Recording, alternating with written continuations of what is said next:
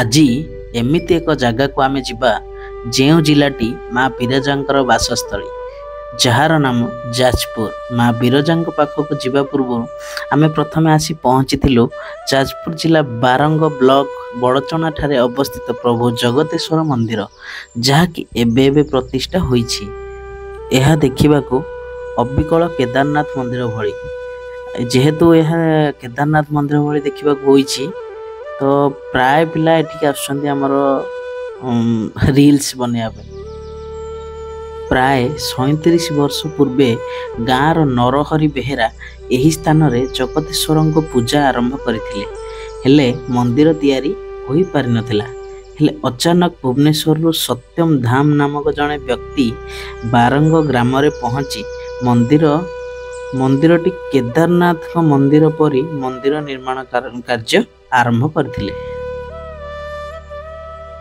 ଏହି ମନ୍ଦିର ସାଇଡରେ ଦେଖନ୍ତୁ, ଯେମିତି କେଦାରନାଥରେ ଭୀମଶିଳାଙ୍କୁ ପୂଜା କରାଯାଏ, ଏଠି ବି ଗୋଟେ ଶିଳା ଥୁଆ ହେଇଛି। ତ ଏଠି ବି ପୂଜା ହଉଛି ଭୀମଶିଳା ନାଁରେ।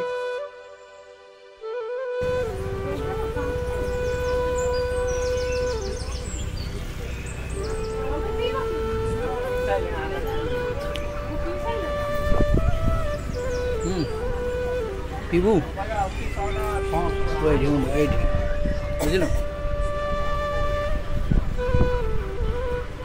ଭଲ ହେଇଛି ନା ଜାଗାଟା, ବଢ଼ିଆ ହେଇଛି। ମିନି କେଦାରନାଥ ପୁରା, କେଦାରନାଥର ପୁରା ଡିଜାଇନଟା କରିଦେଇଛନ୍ତି।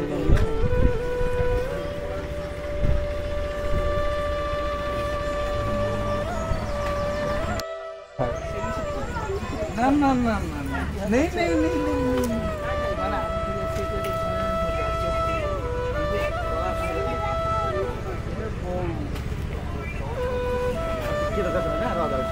पानी बोतल आइलु पिबू पिबू दिने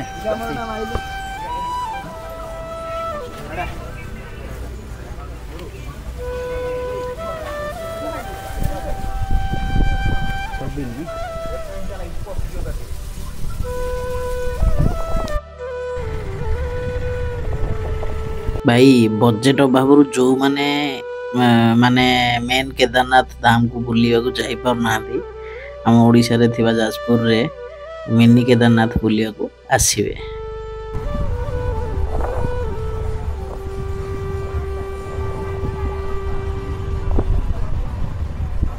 नाचा देखा कौन ठिया मझे फ्रेम भीतर कौन बैठिया कौन बैठा